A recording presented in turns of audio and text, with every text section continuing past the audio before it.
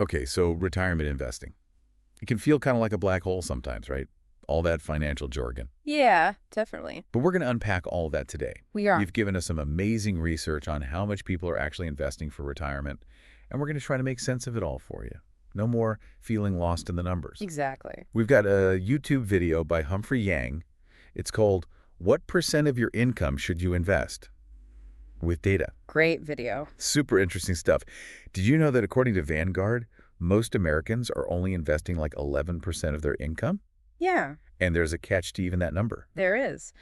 So that Vanguard study, it looked at millions of retirement accounts, and what I found really surprising was the average balance for people between 55 and 64. Oh, wow. Only $27,800. Well, that's not a lot. It's not a lot, and it really brings home the point that we need to be thinking about this now, not putting it off. Right, right. And Yang really emphasizes that, it's not just about throwing numbers around, it's about having practical strategies. Yeah, for sure. He talks a lot about automation. Yeah, he does. Almost like you set it and forget it. Exactly. It's about creating a system that just kind of works for you behind the scenes. And the data shows that people who are automatically enrolled in retirement plans, they actually invest way more than those who have to manually opt in. That makes sense. Yeah, for those making over $150,000 a year, the difference was over 2%. Wow. So taking the emotion out of it really does make a difference. Just consistently investing that money.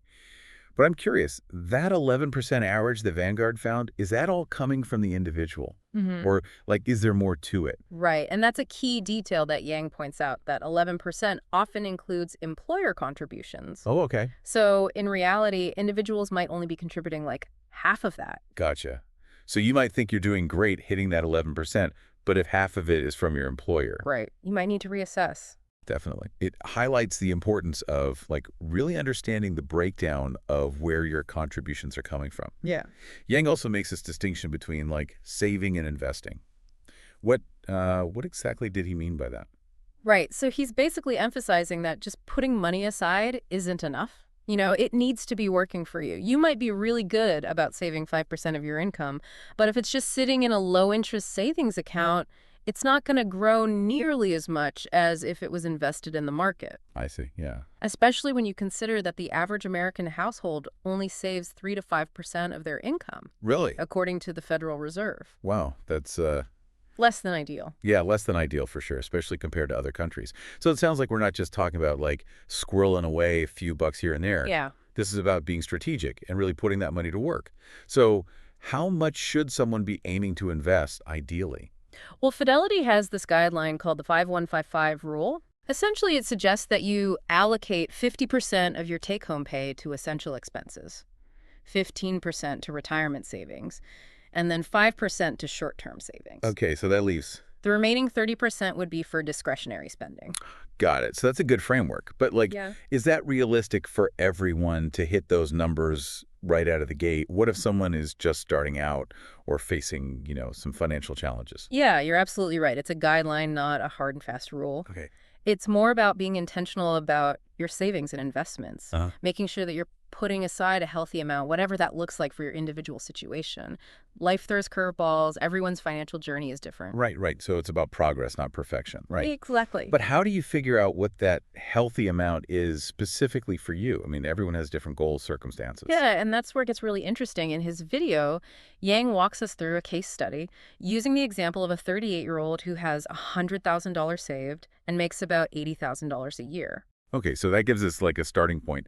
How would someone in that situation go about calculating what they actually need for retirement? So first, you need to figure out how much income you'll need in retirement. A lot of financial advisors suggest aiming for 70% of your pre-retirement income. So in this case, $56,000 per year. Okay, so it's not necessarily about replacing your entire income, but more about maintaining a lifestyle that you're comfortable with Exactly. based on your current spending habits. Right. But how do we take that income need and turn it into a savings target, something tangible? So there's a rule of thumb called the 4% rule. It suggests that you can safely withdraw 4% of your retirement nest egg each year without running out of money. Oh, okay. So if you divide that desired annual income, that $56,000, by 0.04, You get the total nest egg needed. you got it. In this case, it would be $1.4 million for our 38-year-old. And there are tons of online calculators that let you play around with different savings rates, see how they impact the time it takes to reach that target. If you want to retire early, you can see how even slightly increasing your savings can make a huge difference. Yeah, it's like those compound interest calculators. Always blows my mind to see how small, consistent investments can grow exponentially.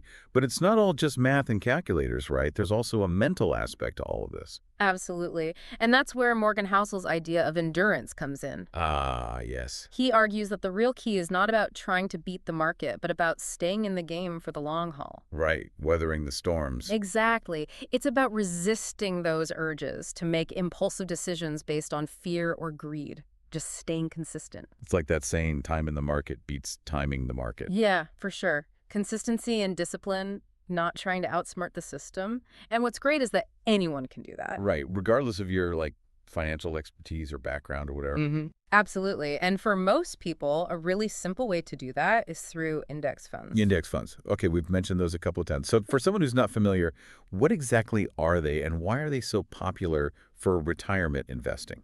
So an index fund is basically a type of mutual fund that tracks a specific market index, Okay. like the S&P 500. Okay. Instead of trying to pick individual stocks, you're investing in a basket of stocks that represents a particular segment of the market. I see. So it's a very diversified approach, spreading your risk across multiple companies. Yeah, that makes sense. It's like that old saying, don't put all your eggs in one basket. Exactly.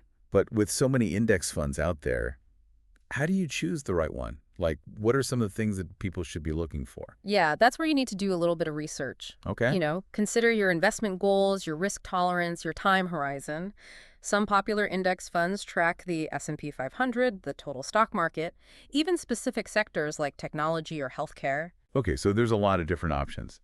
And since we're talking about retirement investing, we're in it for the long haul, right? Right. We don't have to worry too much about those short-term market fluctuations. You got it. You have that long-term perspective, which means you can ride out those temporary dips and really focus on the steady, consistent growth that these index funds tend to deliver over time.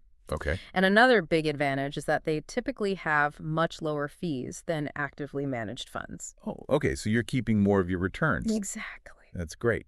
But are there any downsides? I mean, are there any risks with index funds that we should be aware of? That's a great question. So while they're generally considered low-risk investments, they are still subject to market volatility. Right. There's no guarantee of returns. You could potentially lose money, especially in the short term. Okay, yeah, that makes sense. It's about finding that balance between risk and reward based on your circumstances and goals. And, don't forget, there are resources out there to help you choose the right index funds. A lot of financial institutions offer guidance, tools to make that process easier. Okay, good to know. So it's not as intimidating as it might seem at first glance. Right. And we're here to help guide you through it as well. Exactly. Now let's shift gears a bit and talk about managing risk, especially as we get closer to retirement. Yeah. Because, as we approach that stage of life, our risk tolerance tends to decrease. For sure. We want to protect that nest egg. So how do we adjust our investment strategy as we get closer to our golden years? Well, one common approach is to shift your portfolio gradually from more aggressive investments like stocks to more conservative investments like bonds. Okay. This helps to reduce the potential for big swings in value as you get closer to retirement. Yeah, that makes sense. You don't want to be taking on a bunch of risk when you're about to start relying on those savings. Right. So it's about finding that sweet spot where you're still growing your investments, but also protecting your principal.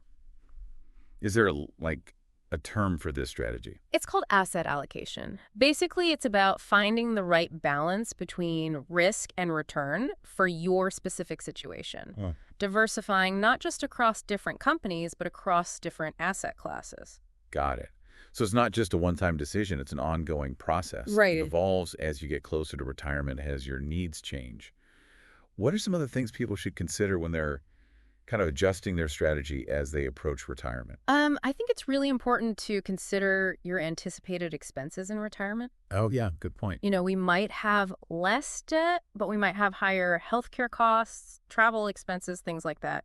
Creating a realistic retirement budget that accounts for your anticipated income and expenses, that's crucial. Yeah, that's a really good point. Because retirement isn't just about like having a certain amount of money saved up. Yeah. It's about knowing how that money is going to translate into a comfortable lifestyle. Exactly. Are there any tools or resources that can help people with this? I mean, it can be kind of overwhelming to try to predict expenses that far in advance. Absolutely. There are a ton of online calculators and resources that can help estimate future costs like healthcare or Social Security benefits. Oh, okay. Many financial institutions offer personalized guidance and tools for retirement planning as well. So you don't have to figure it all out on your own. No, not at all. There's help available. It's worth seeking out that expertise. Absolutely. What I'm hearing is that retirement planning isn't like one size fits all. Right. It's about finding what works best for you, for your unique circumstances. You got it. And it's never too early to start planning for your future. Ah, The sooner you start, the more time you have for that power of compounding to work its magic. right. Even if you can only invest a small amount right now, those early contributions can make a significant difference in the long run. It's like planting a seed and watching it grow over time. Yeah. Small, consistent actions can lead to big results down the road. Now, going back to Humphrey Yang's video for a moment, one of the things that really stood out to me was his emphasis on, side hustles. It wasn't just about saving and investing. Right. It was also about finding ways to boost your income. Yeah, I agree. I found that really empowering. It's about shifting your mindset from scarcity to abundance, from limitation to possibility. Yeah, well, We all have unique skills and passions that we could potentially monetize. It's about tapping into those strengths and finding ways to share them with the world. yeah, he had some really interesting examples. Like, he talked about things like coaching, teaching, even starting a website or offering specialized services. It seems like the possibilities are kind of endless. Exactly, if you're willing to get creative and explore. Yeah, for sure. And what's fascinating to me is that a side hustle can be more than just a source of extra income. It can be. It can be a way to develop new skills, explore different career paths, and maybe even find more fulfillment in your work life. I Absolutely. love that. It's not just about the money. It's about finding something that you genuinely enjoy doing that also happens to, bring in some extra cash. For sure. But, realistically, not everyone has the time or the energy to start a side hustle, Right. especially if they're already juggling a demanding job and Yeah. family responsibilities and all of that. Yeah, that's true. It's important to be realistic about your capacity, not overextend yourself. Right. But even if you can only dedicate a few hours a week, a small side hustle can still make a difference in your financial situation and provide a sense of accomplishment. Yeah, I love that.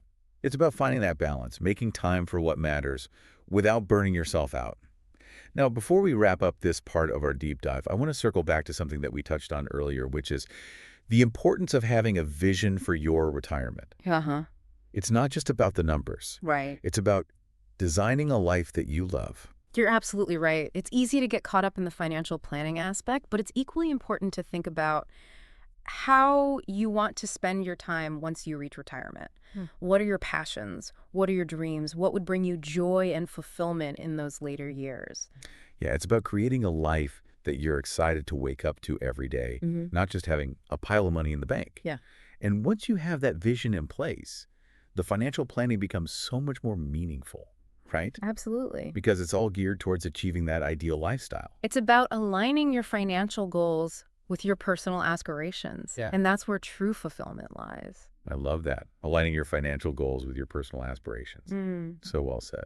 It's amazing how when you have that clear vision of what you want your retirement to look like, Yeah, the financial planning takes on a whole new meaning. for sure. It becomes less about the spreadsheets, the numbers, Right. and more about creating a life that you truly love. Absolutely.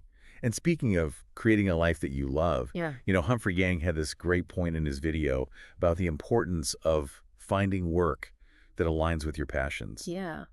And he even suggested asking yourself, what's that one thing that you're undeniably good at? Uh-huh. Something your friends even come to you for help with. Right, right. Maybe it's baking or coding or teaching yoga. Or just being an incredible organizer. Exactly. Yeah. It's about identifying those strengths and seeing if there's a way to turn them into something more. Right.